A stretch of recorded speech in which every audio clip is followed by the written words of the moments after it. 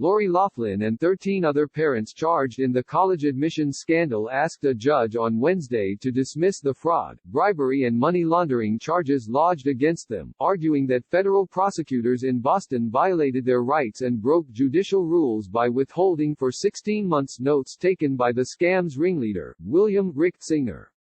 The motion marked the first time Loughlin and her co-defendants have asked a judge to toss the charges, the first round of which were unsealed a year ago.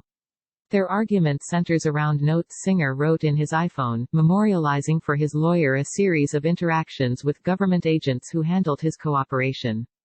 He agreed in September 2018 to help federal authorities in Boston build cases against dozens of his current and former clients. 22 parents have pleaded guilty to an array of fraud and money laundering charges. All but one were sentenced to prison terms ranging from 14 days for Felicity Huffman, the award-winning television actress, to 9 months for Douglas Hodge, the former chief executive of global investment firm PIMCO. 8 of the 14 parents who have maintained their innocence, a group that includes Loughlin and her husband, Massimo Giannulli, are scheduled to go to trial October 5 in Boston. The remaining 6 are slated for trial in January. Singer has pleaded guilty to 4 felonies and has yet to be sentenced.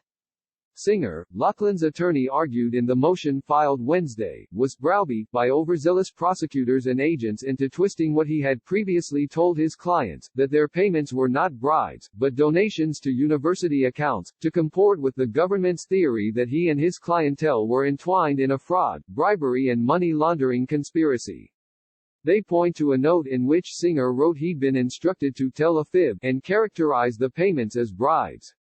Between the motion and several hundred pages of FBI interview reports, correspondence between government and defense lawyers and other records attached to the filing, a clearer picture emerged on Wednesday of how prosecutors discovered, then finally turned over the much-debated iPhone notes.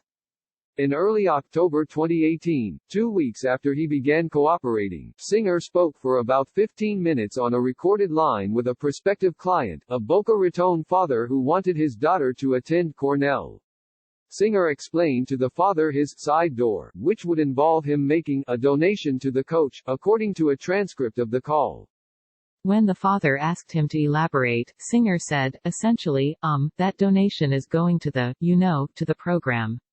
Afterwards, Singer fielded a loud and abrasive call from his handlers, he wrote in his iPhone. They continue to ask me to tell a fib and not restate what I told my clients as to where their money was going, to the program not the coach, he wrote.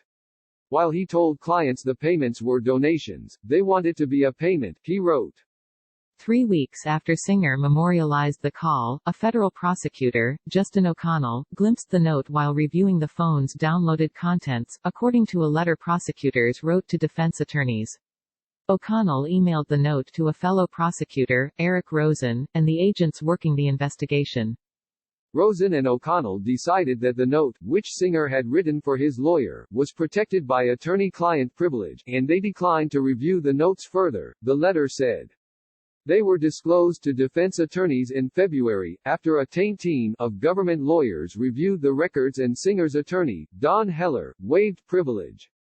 William Track, Loughlin's attorney, argued in the motion filed Wednesday that prosecutors committed outrageous misconduct in withholding the records for 16 months.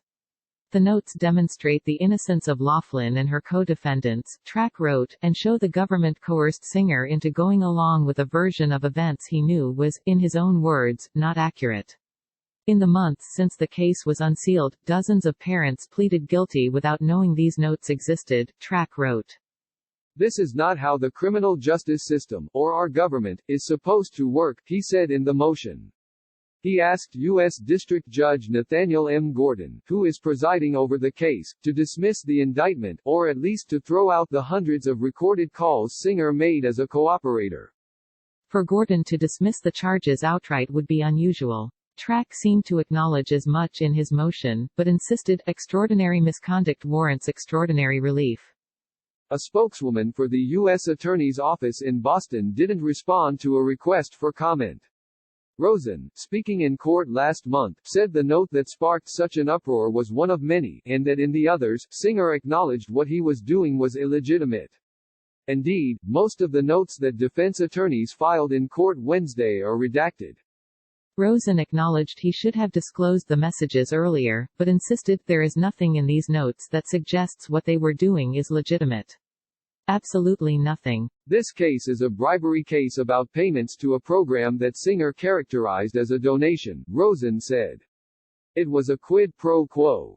Pay the money. Their kids would be recruited, guaranteeing them effective admission for a sport they either didn't play well or, in the Giannoulas case, they didn't play at all. An email exchange filed in court Wednesday offered a glimpse at an unusual and acerbic dispute between defense attorneys and Heller, Singer's lawyer, over the attorney's efforts to determine whether prosecutors committed misconduct in handling the notes. Owen Byrne, who represents Elizabeth Kimmel, a La Jolla media executive charged with defrauding USC and Georgetown, had instructed Heller to preserve his communications with Singer. In a biting response, Heller said he'd never fielded such a demand in his 50 years of practicing law. I noticed that you attended Brooklyn Law School and so did I, Heller wrote. The school must have ended instruction on the very important subject of the attorney-client privilege. What I do know, Heller wrote, is that no one from the government side, prosecutors or agents, ever threatened, intimidated or directed my client to lie in my presence. So I will see you in court, pal. Reached Wednesday, Heller declined to comment. I think this will be decided in front of a judge, rather than in the media, he said.